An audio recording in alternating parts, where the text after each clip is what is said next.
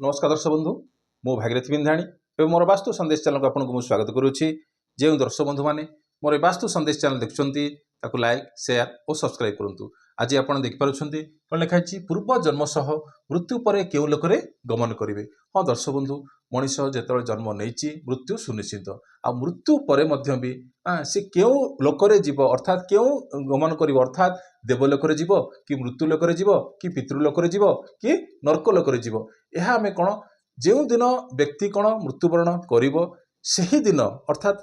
तार कौन गोटे कुंडली बाहरी थाए। यह हूँ कौन ना जातक पारिजात उल्लेख अच्छी जहाँकि आम कहे बृहत पराशर होरा शास्त्र यह कौन होची ना उल्लेख अच्छी। जदि आपण पूर्व जन्म जदि आपण धन कमे मु कहि एई जन्म भी आपण कौन कौन धनहीन हेबे नाही। जदि पूर्व जन्म आपण कौन जदि विद्या थिला यही जन्म भी आपणकर विद्या रहिबो एटे तिले मात्र संदेह नाही। तो आज मु जहाँ कहिबी शनि आ बृहस्पति को लेकिन कहिबी किंतु नेक्स्ट किछि एपिसोड करिबी जोटा कि प्रत्येक भाव में कौन शनि हो कि बृहस्पति हो थिले कौन आपण पूर्व जन्म कौन थिले कि आपणकर पूर्व जन्म कौन दोष लगी तापर आपको मु कहिबी। हाँ दर्शक बंधु आज कहिबी कौन शनि आउ किए बृहस्पति अर्थात बृहस्पति हो कि आपणकर शनि हो ये शुभ ग्रह बृहस्पति आउ शनि हूँ कौन पाप ग्रह। जदि यहाँ हूँ आपंकर जन्म कुंडली ताहले ये हूँ कौन प्रथम भाव। तो प्रथम भाव आम कौन विचार करवा व्यक्तित्व विचार करवा हाँ कि ना। तो ये आम कौन करवा ना व्यक्तित्व विचार करवा। जदि आपंकर जन्म कुंडली आप जन्म कुंडली खोलतु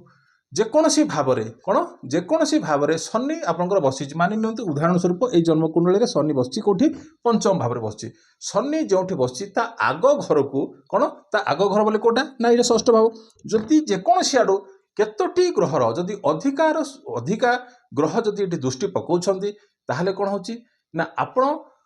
पूर्व जन्म कौन धन कमे आउ ए जन्म भी आपण कौन धन कमेबे किछि परेशानी दुधा आसीबो नाही। जदि एठी आपणकर कौन शनि जो बसची तार नेक्स्ट घर को देखिए जदि शुभ ग्रह पड़ला कि पाप ग्रह दृष्टि केतोटी ग्रहर ये अधिका दृष्टि पड़ुची। किंतु जदि एठी बृहस्पति कौन जदि एठी बृहस्पतिर दृष्टि पड़ुची कि आपणकर बृहस्पति एठी कौन ए भाव को कौन देखुची कि आपणकर बृहस्पति जदि एटा होची कौन जन्म कुंडली कौन केंद्र भाव 1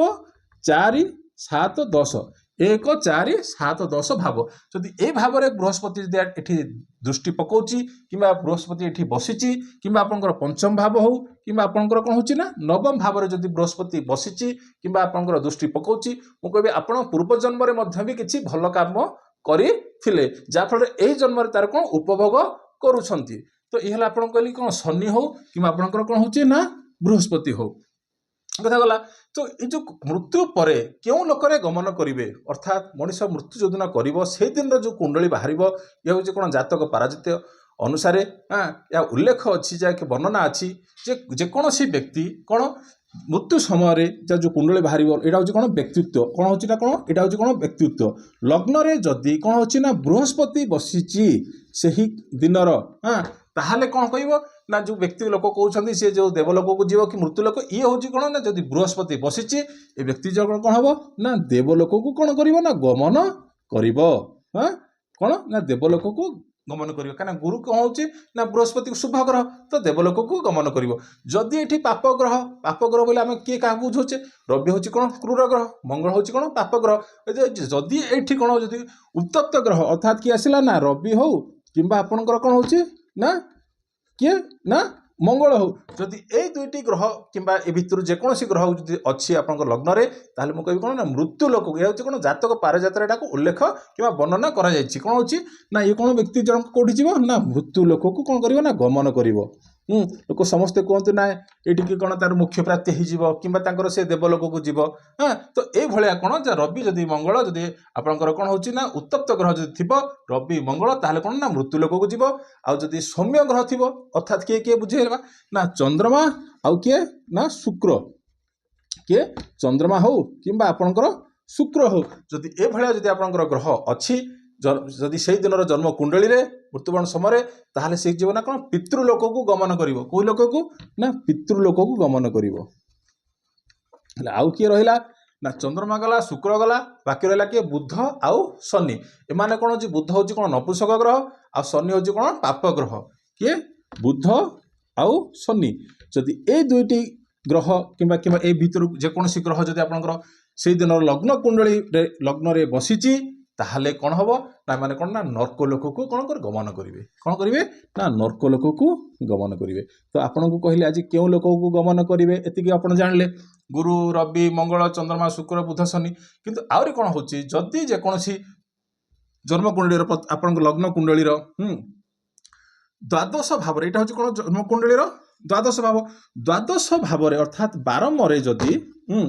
गुरु बसथिबो किंबा आपणकर कौन केतु बसथिबो मु आगु कही कौन माने कौन मोक्ष प्राप्ति करती किंतु सहज नाई जे मोक्ष प्राप्ति एते कौन सहज नुह किंतु जदि गुरु आउ केतुर संबंध मध्य भी आउ कौन ना गुरु आउ केतुर संबंध मध्य जदि कौन गुरुर केतर दृष्टि भाई ना 5 7 3 दृष्टि 5 7 9 जदि ए भाव को देखुला मध्य भी आपन कहले शनिर आगे ये रहा कौन ना तार आग भागटा जदि माने गुरुर जदि ये पंचम सप्तम नवम दृष्टि जदि पड़ुची ताहले मध्य भी कौन हम ना व्यक्ति कौन पूर्व जन्म धन कमई ए जन्म भी किसी धनर परेशानी आसब ना से भली गुरु आ केतुर जदि आपंकर माने कौन परस्पर दृष्टि संबंध है ताहले मध्य भी कौन हम ना तांकर कौन हम ना मोक्ष प्राप्ति हम आउ तेल कौन हम ये आसला कौन आसला मोक्ष प्राप्ति आसला जदि अष्टम भावर स्वामी कौन ना अष्टम भावर स्वामी कोटा अष्टम भाव जो अंक लिखाई तार स्वामी जदि आसिकी कोटे बस ना द्वादश भाव यहाँ कौन आसला द्वादश भाव अष्टम भावर स्वामी जदि आपंकर कौन द्वादश भाव बस क्या सहित थी राहु सहित थी कि आपंकर कौन जदि केतु सहित थी ताहले कौन ए व्यक्ति जनक कौटी जीवे ना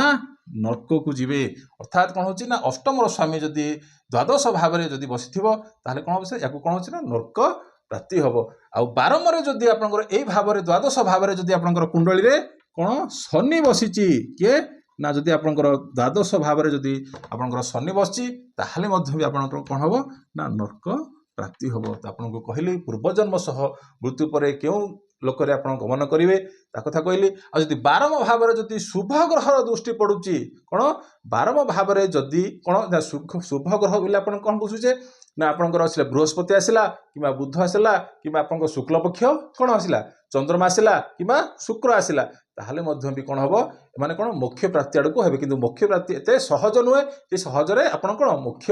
प्राप्ति हेबे बोलिकी। तो ये तो थिला आजर छोटिया टॉपिक रहिली नमस्कार।